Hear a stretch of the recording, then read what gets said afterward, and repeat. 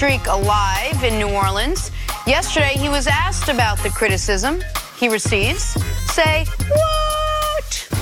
You know, with your game this year, there's so much talk about the shooting, but then the other things you do to make up for all that sort of stuff, there's so much conversation about it. Do you totally disengage from that stuff? Do you hear what people say? I've been disengaged in that conversation since started playing basketball when I was 8. Is that hard to do? Nah, I've been blessed with the talent to not to give a so I don't. I know a couple other people who are blessed with that. I love him so much. Now, that's a partial lie. He hears all of it, especially stuff from other players, and tries to put a little extra on them. And he can be a little petty at times. Remember when he wore the cameraman outfit to make fun of KD? And he hears what the media says, but I do not think it affects him on the court 1%. He doesn't change his game for anybody criticism. Now, he's changed his game this year to defer to Paul George, but not because of criticism. Right. I need him to stop saying this because now my wife is watching this NBA and watching the sound bites, and she sent this to me yesterday in a clip and told me that's how she was. Oh, really? Oh, yeah, so checking me with Russ with his spicy takes and everything, talking about she don't give a bleep. Talking about she got that type of talent. So, hey, Russ, man, it's a trickle-down effect, man. Right. We're doing a sports show. There's people watching. Yeah, now you got my camera guys and stuff laughing at me. Yeah. Spicy. Spicy mouth Russ. Yes. Spicy mouth, yeah. Awesome. Time now for stories to start your morning. The Warriors fell to the Blazers 129-107, but the headline out of this one was Steve Kerr's ejection. Golden State's head coach tossed after slamming his clipboard, protesting a flagrant foul call on Draymond Green with under 4 minutes to go. Nick, what'd you make of this? All right, it was an egregious foul call, and the Warriors were going to come back. They were down 7 prior to this. They were down 15 the next time they touched the ball. It's hard to imagine. It ended up being an 8-point possession for the Blazers. But I think Kerr was trying to take one for the team to a degree. Because I think Draymond was going to lose his mind because it was such a bad call and he had already been testy throughout the fourth quarter. So I think Steve Kerr fell on that grenade. And by the way, Kerr does this about once a year.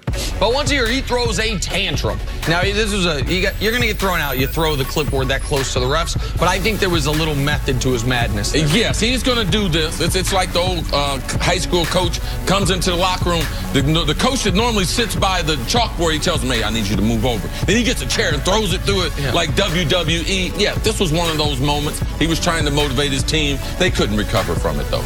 All right, to the big news out of the NFL now. The Broncos are trading for Joe Flacco, which means Case Keenum is the odd man out. Denver is reportedly shopping their big free agent acquisition from last offseason. Chris, can Case Keenum help a team in need of a quarterback? No. No, I mean, Case Keenum, and I told you, Jenna, that Case is the kind of guy that you're going to date him and everything, but you're always going to be in transition. There's always going to be somebody taller, someone cuter, someone making more money, but he'll give you a case of the cases. Like, you'll be excited for like 6 months, 3 months. He'll go through a hot streak and everything. You'll be like, realize you wake up, you got still undersized quarterback, doesn't have a big arm. You're going to have to manage the game. This dating analogy's always been tough for Jenna because Case Keenum is the prototype for the guys in her history. Just a mediocre white dude. And so this is what he is. He's a mediocre quarterback. I mean, maybe he'll be a starter for a bad team. Probably not. Sorry, Jenna. But look how far I've come. Absolutely. No, listen, you are thriving now. Yeah. Thriving. Jenna's the ways to get there. Jenna's at the same spot, sitting right next to a mediocre white guy. Oh, you know what? Finally, I set you up for that. Neither of those things is true. Finally, the most debated quarterback coming out of the draft this year will be Kyler Murray. I don't have all the words down.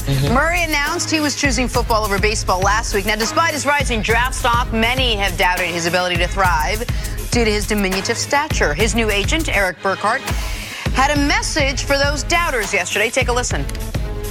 Kyler is not some little shrimp they're making him out to be. I see people have him at 178, 180 pounds. This kid weighs 205 yesterday. This kid is jacked the F up. These days and age of these old NFL dinosaurs and scouts that sit back and talk about what players can't do. Oh, he can't do that. He's not this. He's not that.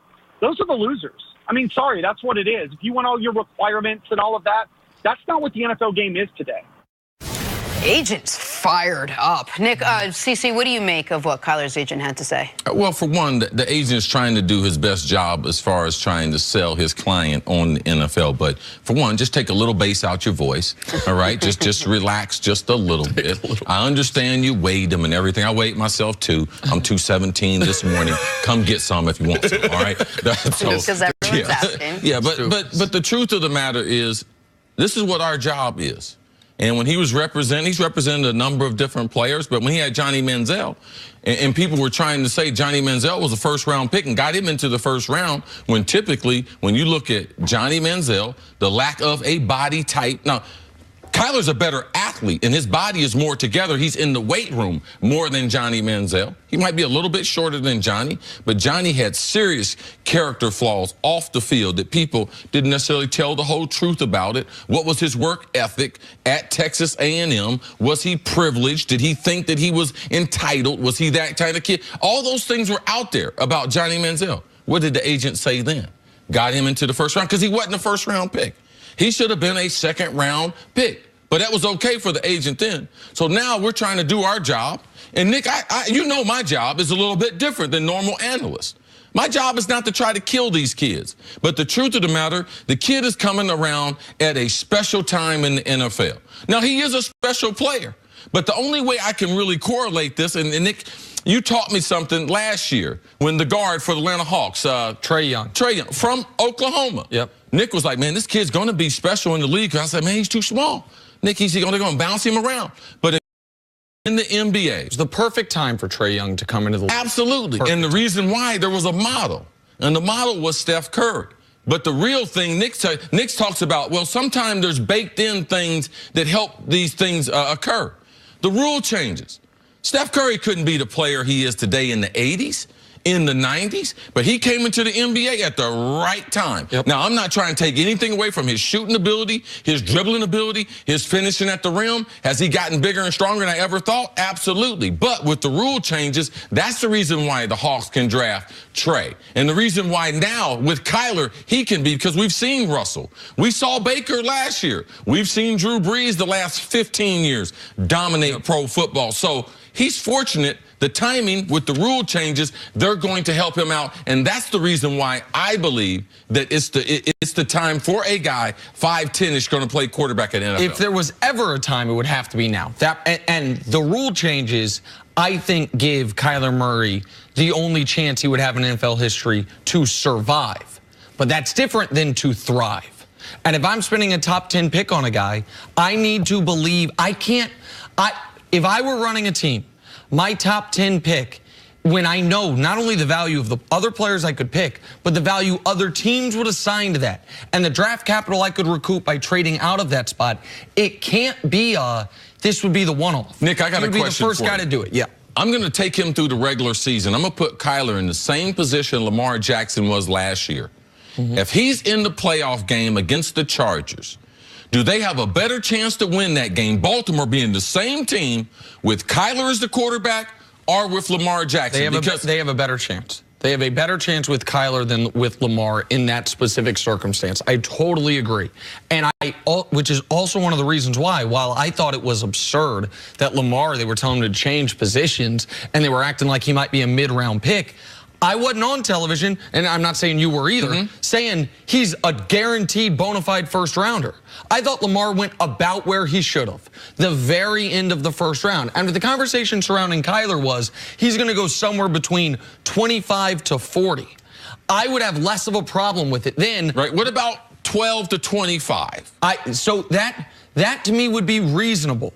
Okay. But I heard the day he announced it, 7. right, and there's been bandied about, could he go 1? Like, the general consensus seems to be he won't be there at 13 for Miami. And so now we're talking about a top 10 pick. And then I also believe a lot of the things that are going on with Kyler Murray is it's a weak draft class. Like, would Kyler Murray have been a better prospect than Baker, than Darnold, than Rosen? Those guys, forget Josh Allen, who I thought was overdrafted because of his height. Like, this is where I think the agent's wrong.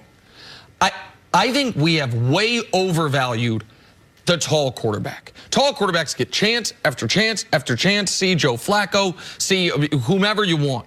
And the short quarterbacks usually get one chance only.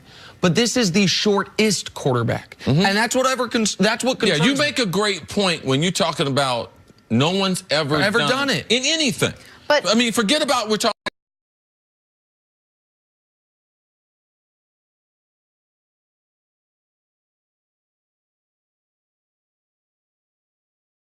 Young the way I did, even if he had the exact college career that he had, if I hadn't seen Steph. But if I hadn't seen But if Steph, there was a time for him to succeed, it has to be now. We saw that with Lamar Jackson. They changed the system to make it work for him. Jeff Fisher's system wasn't working for Jared Goff. Sean McVay comes in, changes the system to make it work for Goff. Any team that takes him is going to have to make that system the way Bill Belichick does with these players that don't work elsewhere. He figures out what they do well and he makes it work for them. They're going to have to put together a system, regardless of his height, that works for Kyler Murray. The one other thing that's going to be notable for him, and this would be the case no matter his height. Last year, he had the benefit of having the best offensive line in his sport. He had the best offensive line in college football. No matter which team takes him, it would be shocking if he goes to the best offensive line in the NFL. And if he goes in the top 10, it's almost a guarantee he's going to be going to a team with a below average offensive line. So he's not going to have the escapability because the athletes are so much better. And he's not going to have the same level of protection compared to the opposition. That would concern me even if he were 6'2". And now we're talking about a guy who's 5'9.5". These are all the reasons that I just have reservations about it. All right, time now for Nick's favorite part of the show. It's called Nick Makes a List. Whoa!